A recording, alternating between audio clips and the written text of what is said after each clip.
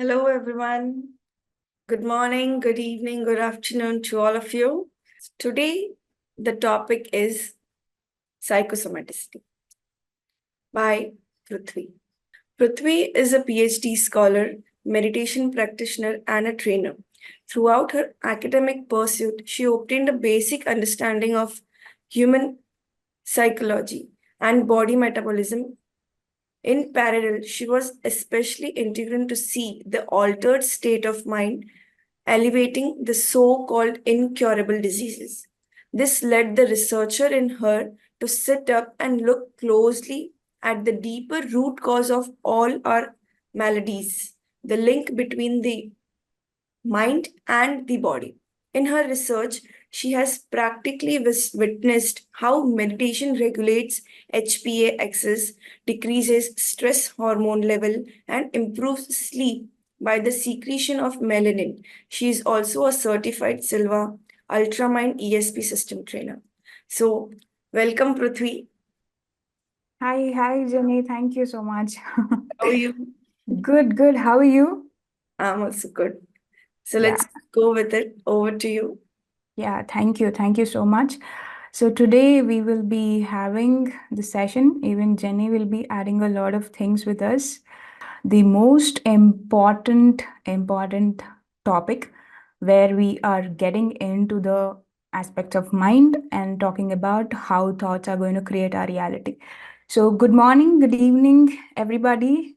Mm, So let's have an open mind because for the first time when I started when I got to know that mind and body are connected, it was a turning point for me because a situation like my mother's health condition. She had a rheumatic heart disease, and during my master degree, the final exams, she was hospitalized, and we had to take her into the ICU and all, and it was a tough time. So I started questioning, why did she get this disease? And that was the time where I wanted to even decide on the subject in which I wanted to do my research. So that was a very turning point for me, where I started to question why rheumatic heart disease has come to her. She has got RHD. So I started reading a lot of medical books, and it said that it's an autoimmune disease. Autoimmune disease means where our own immune system starts attacking our body, thinking that our own body part is a foreign particle. So why does it happen? None of the medical textbooks could actually give the answer why it is happening. So then I came across a lot of other modalities of medical things apart from the physical body, the allopathy. And then I got to introduced into psychoneuroimmunology, which said that our mind has very deep rooted connection with the body. Everything that happens in the mind will be reflected on the body. And this just turned my perception of life 360 degrees.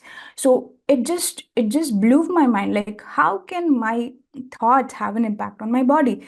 I didn't understand. Then I started researching a lot about it and got into actual research with inside the lab, in the lab, and also I started researching on myself. Wanted to reflect upon what thoughts I am having and how they are impacting on my health. So it's very important to understand how this mind works. So before I get into the presentation, let's do a small activity. Okay, so this is not any meditation. It's just a simple mental activity. So friends, we'll get into this activity quickly. So close your eyes. We are not meditating. Just follow my instructions. Okay, close your eyes. Close your eyes, and just imagine a raw mango in front of you. Fresh, green, raw mango. You just take it in your hand, smell it, and carefully cut the mango into 2 halves.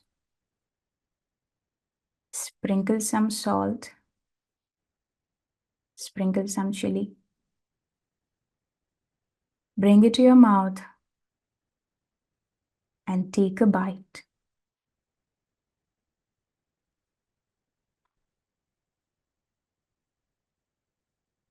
Savor the taste of the mango. Okay, you can all open your eyes. Now tell me, how many of you had water in your mouth? For how many the mouth watered? You can just say yes in the chat. Yes, yes. There are hand raised. Yes. Sumitra says yes. Yes, for most of us, we had that mouth watering. Is there mango around you? No, right? No. It was just a thought. A thought of eating mango triggered a signal in your brain, and brain sent the signal to your salivary gland saying that you are tasting the mango, and your salivary gland secreted the saliva and your mouth watered. Did you just observe how just one single thought triggered so much of metabolism in your body? This is happening with your awareness. But, friends, every single thought, every single feeling, every single emotions, every single belief that you are carrying is having an impact on your body. It is having an impact on your metabolisms. We are really not aware of how it is impacting your body. So, let's get into the subject today.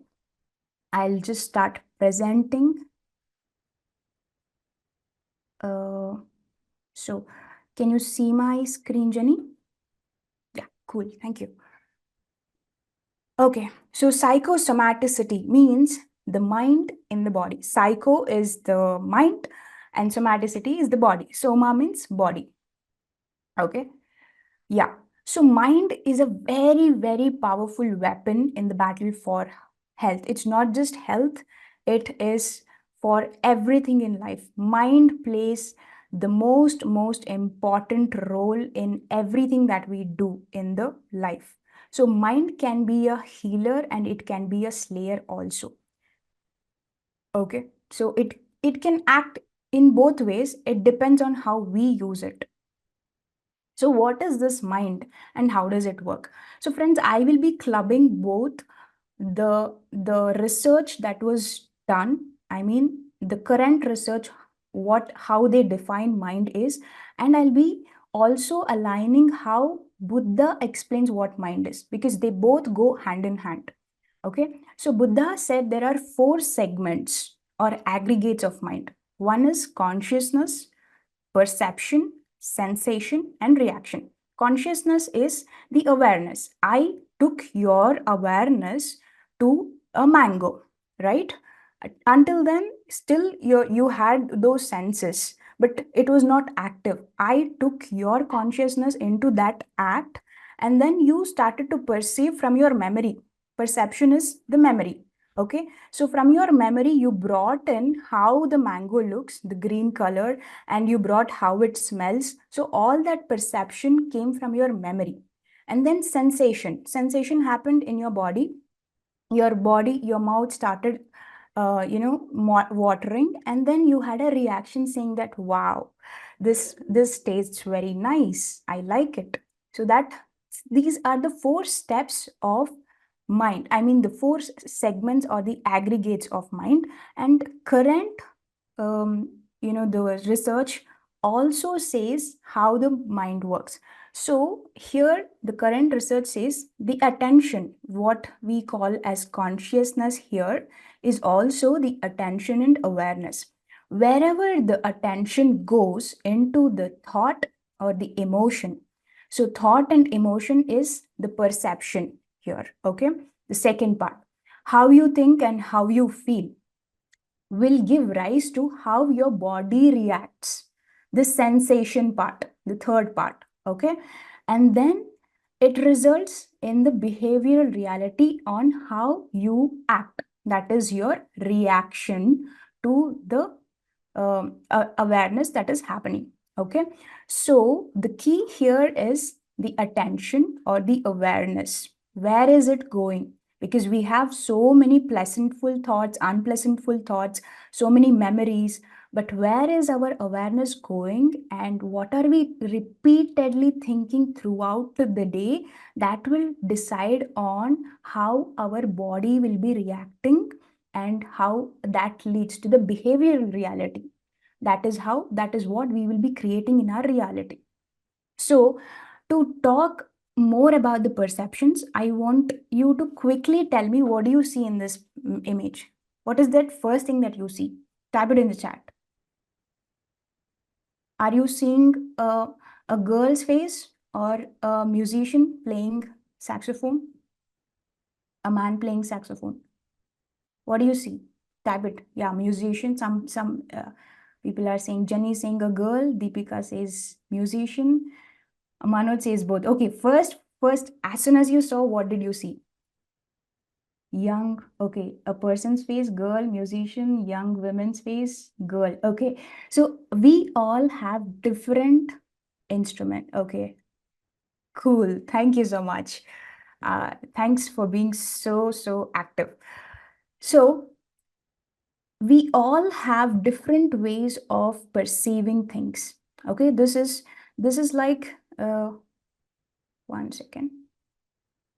Okay, so here our visual perception is different. As soon as we look at this image, one person looks at is seeing a girl's face, but the other person is seeing a man who is playing an instrument. So our visual perception is different. Okay, and we actually do not see things as they are. We always see things as we are programmed. So what we are programmed is something that comes from our childhood. Okay, however we are made to believe about ourselves, that is what we will be seeing. We are not seeing the things as they are. That is why we have been telling in the meditation practice that we need to see things as they are without wearing the colored glasses. So we have been programmed to wear a colored glass and believe something and perceive things differently. The same glass of water, one person perceives it in a very happy mode, saying that with so much of optimism, saying that this glass is half full, it has half water, and the other person feels sad about it, saying that this is half empty. Seeing the same reality, the same thing, but perceived differently. We are seeing the life with colored glasses, but not seeing things as it is. So this perception, with what belief we are looking at life, is creating our reality. If we believe that something is good, our body is producing all good hormones. We perceive, somebody says some good words about us. So, if they appreciate, we feel so good, and immediately our body produces so much of serotonin. Okay, that is the happy hormones, and we start feeling like, oh wow, this feels good, I want it more, I want it more, I like it. So we start creating a reality where we want to feel that validation. Okay, and if somebody scolds us, we feel so frustrated, defended, and it secretes a lot of cortisol, and our body starts shrinking, and we go underconfident about our own self. So that is the reality we are creating in ourselves. So however we look at life, with what perception, that is what we will be creating in our reality. So where is this core belief coming from, first of all? So the core beliefs is programmed in our childhood. In the childhood, whatever we have seen, heard, and have believed, we have internalized them as truth. We have believed that to be the true, and we are seeing the life in the same perspective. So these core beliefs are triggering our behaviors, triggering our thoughts, and triggering our feelings. So usually what kind of core beliefs are we programmed with? It is mostly 98% of the time we are programmed with survival mode of the body. Okay, we are programmed to be safe, secure, and programmed to be in the survival mode where we want to protect ourselves, which imbibes some of the limiting beliefs saying that you should behave in a certain way, you have to act in a certain way so that you fit into the society. So whenever we are programmed in this limiting beliefs, in the survival mode, we have been carrying this limiting beliefs like I'm not good enough, I'm not confident enough, I am not educated enough, I don't deserve a loving relationship. See, all these are limiting beliefs which is putting us again and again into the fight, flight, and freeze mode, where our limbic system is getting more activated and leading to a lot of stress response in the body. So you can see whenever you program or whenever you act from the stress or the fight or the flight response, complete body is getting affected because of the release of adrenaline and cortisol. These two neurotransmitters get released and they affect every single part of the body, not just one. Every single part of the body gets affected. Our heartbeat starts getting faster, our lungs get contracted, pupils dilate, and the food movement slows down, blood pressure increases. All this happens because of the stress, and we are programmed in the survival mode. So there is the other way, which is called the creation mode. Here we saw that the creation, this is the creative mode. Some of us are also programmed to act or imbibe with the creation mode. So whenever we are in that creation mode, we are in the relaxation response. We are very relaxed. In the relaxation response, what happens is the body is in the rest and the digest mode. Here, the breath rate, blood pressure, heart rate, metabolism, blood sugar, adrenaline, everything goes lower, giving rest to the body, and our thought process, our creativity, our concentration, our immune system, our digestive system improves in the relaxation responses. So whatever you believe, that is what you become. This is what it means by yad bhavam tad bhavati. What you believe, that is what happens to you. This is exactly what our Vedas also says, that ya matihi sagatir bhavet. As your mind is, so will your destination be.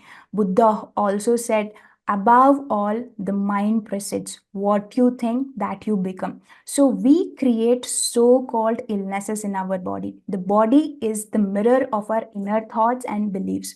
So on the other day, when we were talking about the Sagar Manthan, I told that the subconscious mind is nothing but our body. It is full of memories. Okay, so that is how we are programmed. And here I am going to start talking about some of the diseases that happens because of our psychological thought processes and also because of the belief systems that we are carrying. So the diseases that your emotions are connected to are so usually the head part is representing the repressed anger. Heart is the also anger. Anxiety is shown in the stomach and resentment in the bones and the knees. So I'll be going a little in detail with some of the parts of the body. So the head is how we show ourselves to the world, right? So head comes from the invalidating the self. Headaches comes from invalidating about the self. A lot of youngsters and a lot of people today are having migraine headaches and they are taking painkillers to get rid of migraines. Friends, the actual reason for migraine is, you want to be perfect, and you're creating a lot of pressure for yourself to be that perfect self. You're not you're not accepting yourself as you are, but you want to show to the world that you are perfect, and you're putting yourself in that pressure. That pressure is causing the migraine. So there's a lot of suppressed anger involved in this migraine headaches because you are invalidating yourself. And the ears, usually the ear aches are common with children. We adults, we don't see it because, as kids, it is very new for us to, we have to often listen to our parents, to our people around us, which we really don't want to hear. And we keep suppressing our angers. We cannot express our angers as kids. So that, we have to always be in that listening mode, always saying, okay, yes, okay. And be good kids for our parents. That is why the kids will be getting earaches.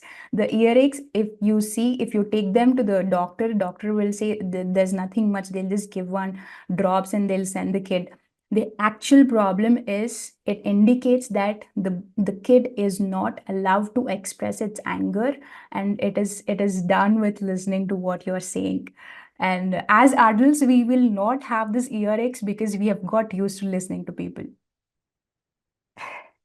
So the sinus is another condition which happens because of irritated by someone in your life and someone who is very close to you. You might even feel they are bearing you down. So anytime you have a lot of irritations, you see that as a sinus problem in your body. So we forget that we create the situation, and then we give our power away by blaming the other person for our frustration. So, friends, before I get into the further body parts and the diseases, I want to actually talk about this part where we have to understand we are creating the situations. We are here not to blame our situations, not to blame our people around us.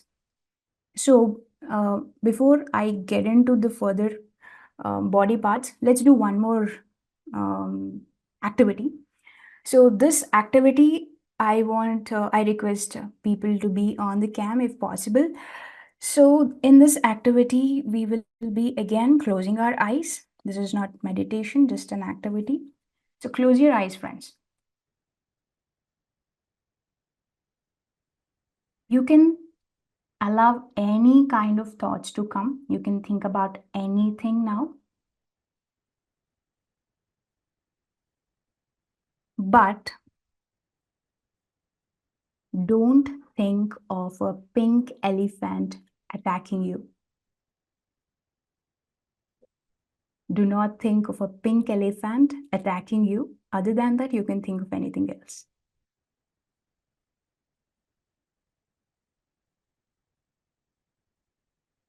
Okay, you all can come back and open your eyes. So I see some people smiling. Why is that so? Did the pink elephant attack you? Right. Yes, right. I said do not think of pink elephant. But your mind, our minds and our belief systems are programmed where we think of it. So friends, why I made you do this is because you cannot say that, Prithvi, because of you, I thought about a pink elephant. You have never seen a pink elephant. You imagined it and you saw it attacking you. That's so crazy, right? So whatever kind of thoughts you are thinking, you are 100% responsible for it. If this exercise brought a smile on your face, that is the reality that you created. That is the experience that you created for yourself. It's not me who created it. So we need to understand this truth that anything that happens in our reality, we are 100% responsible for it. Any kind of experiences that we are going through is because of us, 100%. Okay, so I'll get back to the slides. Okay. So Here again, I just want to underline some of the things which I said. Where attention goes, energy flows, and energy result shows. We all have seen this. Now, who is directing your attention, friends? In the last two activities, you all gave me the responsibility. You allowed me to direct your attention into a mango and also made you think about a pink elephant. So you allowed me, but in general, throughout your day, who is directing your attention? Have you ever questioned this? We have unfortunately allowed things, social media, environment, places to actually control our awareness, our attention. So, unconsciously, most of the times, and consciously, sometimes, we have given the authority of directing our awareness to people, things, and circumstances, and we have got end up in blaming, judging, and complaining. We are not taking the responsibility. That is not the true responsible person does. It is, if you are acting as a victim, you will keep blaming, judging, and complaining about your reality. But if you are a creator, you will take 100% responsibility and become conscious about what you think, what you believe, and how you act. So, no person, no place, no thing has power over us, for we are the only thinkers in our mind. I told you do not think of pink elephant, but you ended up thinking in about pink elephant because you are responsible for what you think. So we create our experiences, our reality, and everyone in it, every person in our reality, we have created them in our reality. So let's take 100% responsibility and get further into the other parts of the body. So neck and throat. The neck represents the ability to be flexible in our thinking. So usually whenever we are not flexible, means we are being stubborn. That means that is when we get this stiffness in the neck, and we are stubborn about our own concept of a situation. Okay. And throat, this is very very important because right now thyroid has become like, like the diabetes and the blood pressure. This thyroid has also become a very common condition which is seen everywhere. At least one person in 10 people is having thyroid issues. So the throat represent our ability to speak up for ourselves, to speak the truth.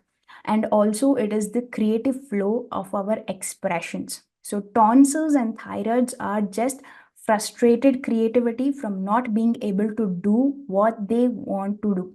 Usually they have so much of things, but they are trying to please people around them, trying to fit into the situations, and they are not able to express what they really feel. They are not able to speak their truth.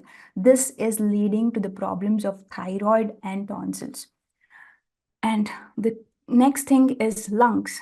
So lungs is a representation of, the breath going in and going off. Out of it is breath is nothing but life, right? So it is our ability to take in and give out the life. So problem with lungs means we are afraid to take in life, or we feel we do not have the right to live fully. Usually you see that asthma people, usually they have a lot of suppressed emotions, and they have so much of guilt inside them that they feel very unworthy to live this life. That is why they go through this condition called asthma. They feel that they don't deserve to live this life. And some people who get into some addictions like heavy smoking, they are actually escaping from the life. They feel that they are denying life, and they have to punish themselves because of the guilt they are carrying. So these are some of the conditions which gives us insights on how our belief systems have an effect on our body parts. And coming to the heart, Heart is like, our heart, we all know the heart represents love. And we all don't know this special thing that our blood represents the joy. So our heart lovingly pumps the joy throughout our bodies. Okay. So when we deny ourselves of joy and love, the heart shrivels and becomes cold. Usually, as a result of this, the blood becomes sluggish, leading to anemia, angina, and heart attack. If you see people having this heart attack, you see that they are not very joyous, they are not very loving, and a lot of people will have grief, sadness in their heart. This is exactly what I could observe with my mother's health condition. A lot of grief and sadness was leading to the disease inside the heart. And anemia is something that I also had when I was when I was going to colleges, because I also had this problem of self identity, very not very joyful, and I used to always feel very tired. And a lot of times I went to give blood donations for donating blood, and every time I used to get a pamphlet saying that you have to eat all these things to improve your blood, you don't have blood properly. And today my blood hemoglobin levels are almost 12, which is above the average point that needs to be there. That's because only because of meditation. I give all the credits to meditation. So coming to the stomach. Stomach is all about digesting the new ideas and experiences that we have. If we have any kind of problem in the stomach, that means we are resisting the new experiences, or we are afraid of new ideas. We are not able to assimilate this new experience. We are usually afraid or fearful about this new experience that we are going through. So just question yourself, what or who can't use stomach, like whom you can't digest, or what is that you're not assimilating in your system. And you see that ulcers, the stomach ulcers, are more than fear. It is tremendous fear of not being good enough. Usually we feel that we are not good enough, and we keep judging ourselves, which leads to ulcers in the stomach. And the colon represents the ability to let go, to release, which we no longer need. So usually people who have constipation, they usually don't give up their old things. They always want to stick on to their old patterns, and they are not ready to give up. So even giving their old clothes to people is a difficult thing. So they stay in the stifling jobs, hold on to old relationships that give them pain. Whatever, this the current condition, whether it is pleasant or unpleasant, they want to stick on to it because they are afraid of unknown. This known reality, whether it is unpleasant or pleasant, they want to stick on to it and keep holding on to that old memories.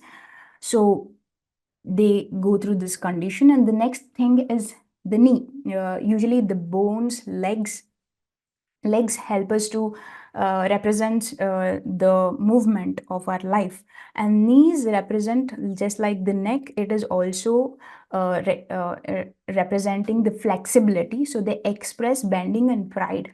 So usually we see that people who have knee problem are little stubborn, egoistic, and they take things upon their pride. So they want to move forward, but they do not want to change the way they are moving. They want to stick on to their own way. So being self-righteous is more important than, going in the different direction. This is why knees take a very long time to heal, because knees is associated with our ego, with our pride, and our self-righteousness. Okay. And arthritis, this is a very common autoimmune disease that happens. This involves constant pattern of criticizing our own self and the others. So they are usually cursed with perfectionism. They want themselves to be perfect and things around them to be perfect, and they want it to be perfect in every single situation. That is leading to inflexibility and inflammation in the bones. So I can go on and on with this list. So this is referred, the reference for these list is taken from You Can Heal Your Body by Louis Hay. You can refer to that book. And a lot of these are backed up with research. It's not just, it's coming from that book. A lot of psychoneuroimmunology research has also gone through and are also validating that these are the behavioral patterns leading to the diseases in the body. So now, how do we take the responsibility of creating our reality? We understood that limiting belief is resulting in all these things. It is putting us in the stress mode, and we are on the survival mode. Body is in the stress response, creating all this disease. So how do we take responsibility? How do we create the body that we want? How do we heal our body? How do we create a reality that we want to live in? The first and the foremost thing is taking responsibility. As I told you, if you keep blaming, judging, and uh, uh, saying that, people around me are making me feel something, and you keep escaping, you will never ever be able to heal yourself. Any kind of health issue, friends, this is out of scientific temper. Spiritually speaking, any kind of health issue comes to us to teach a lesson. There is something that we need to learn. We have been conditioned with certain behavior and we need to look into it. A lot of us are unconscious of it. We don't know that these patterns are there within us. So the first step is to identify our own behaviors and then take responsibility, saying that, okay, I am accepting this condition, and then act. That is how we take the responsibility of our conditions and start shifting into the creation mode. From the victim mode, we start getting into the creation mode. As we start doing this in meditation, and the more we become aware, the more we become alert, conscious, we are creating distance with our thoughts, with our feelings and emotions, right?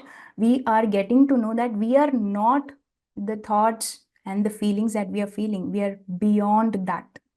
So this distance is giving us a self-realization. And also, friends, now you see that your attention is all over the place during the daytime. It is all over the place. It is not focused. In the meditation, we are helping ourselves to be with our breath. One pointed focusness, we are practicing it and we are bringing our energy to one point. This energy has to be utilized with our willpower to change the belief systems. From limiting beliefs, we have to get into the empowering beliefs. Okay. So with this, we start realizing that we are the creators. Now we are not giving the mind to control us. We are taking over the control and creating the thoughts that we want, creating the beliefs that we want, and doing the actions that we want to take. So we are taking back the control with our willpower in the meditation, with the energy that we are gaining. So with your miraculous thoughts, you can create miracles. Healing body is just a very simple thing, friends. You can simply create miracles with using the power of your thought. Because as I said, mind can be a healer and mind can be a slayer. How we use our mind depends on us. So create miracles using your miraculous thoughts. And we will also be talking about conscious creations through intention. Intention is like the power of intent is so very important. First thing is Ichha Shakti, which is the willpower. We are gathering the energy to move from victim to conscious creator. And after we gain that energy, we gain that willpower, we need to place the right intent. So this will be, Jenny will be talking more about it.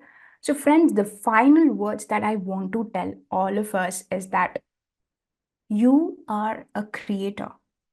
You are the master. You are the God. So be in that creation mode and don't be in that victimized mode. Take 100% responsibility of your reality and become that master and act as the God. So, with this, I end my presentation, and I request Jenny to talk about the Sankalpa Shakti, which is the power of intent, which will help us to create the reality we want. So, Jenny, over to you. Yes. Thank you so much for beautiful, explanation about how our mind impacts our body. So you explained it very well, and even I have seen it in my personal life. Like, yeah, it happens like that. So, but if you want to change this, or if you want to learn how, so for that, power of intent is necessary, right? Willpower is one thing, Icha Shakti is one thing that we wish to do these things, but Sankalp Shakti, power of intent, is something which will take us to the point what we want to do. So let me explain Sankalp Shakti. Sankalp means positive thought, and the opposite of it is Vikalp, which is negative thought. So basically, Kalp means thoughts. Okay, positive thoughts and negative thoughts. If you want Sankalp Shakti, Sankalp, if you uh, positive, we in a day, in a particular day, we get so many thoughts. Like it is said that in a day we get 60,000 thoughts, right? And because of the programmed mind, we always go to the negative thoughts, always. So, and then hear this, that okay, no, we need to think positive, we need to think positive. So just one positive thought will not give you the positive result. For that, you need to keep your attention and focus to the positive thoughts that are coming. Attention and focus are most important things for this. For like to the attention should be on the positive thoughts, and for this we need to do meditation regularly, because only in meditation we see thoughts coming. Like, we know that thoughts are coming, we can see clearly that positive thoughts and negative thoughts are coming. Only then we can choose positive thoughts and neglect negative thoughts. So regular practice of meditation is very much important to have a proper attention and focus on positive thoughts. So let me explain it to you. Like uh, Sankalp, Sankalp Shuddhi plus Sankalp Shakti. The Patriji has given this formula, like Sankalp Shuddhi plus Sankalp Shakti will lead you to Sankalp Shuddhi. Sankalp Siddhi. Sorry. So Sankalp Shuddhi means we heard about we learned about positive thought, that is Sankalp, and Vikalp, positive and negative thoughts, right? Sankalp Shuddhi means only focusing on the positive thoughts and neglecting negative thoughts. That is Shuddhi. This will lead us to Sankalp Shakti. How? Like, see, if first we need to prioritize our thoughts. For Shakti, Shakti means we are saving the energy. Sankalp Shakti means we are saving our energy. So for this, we need three things. First is prioritizing our thoughts.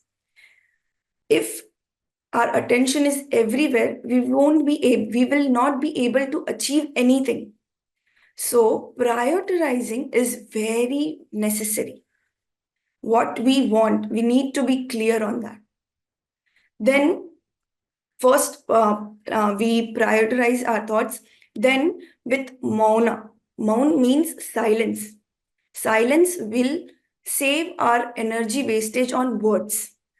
And going forward, dhyan, which is meditation, it will save our energy on thoughts. So we'll get Sankalp Shakti. We did Sankalp Shuddhi, which led us to this Sankalp Shakti. Then this will lead us to Sankalp Siddhi, which is manifestation.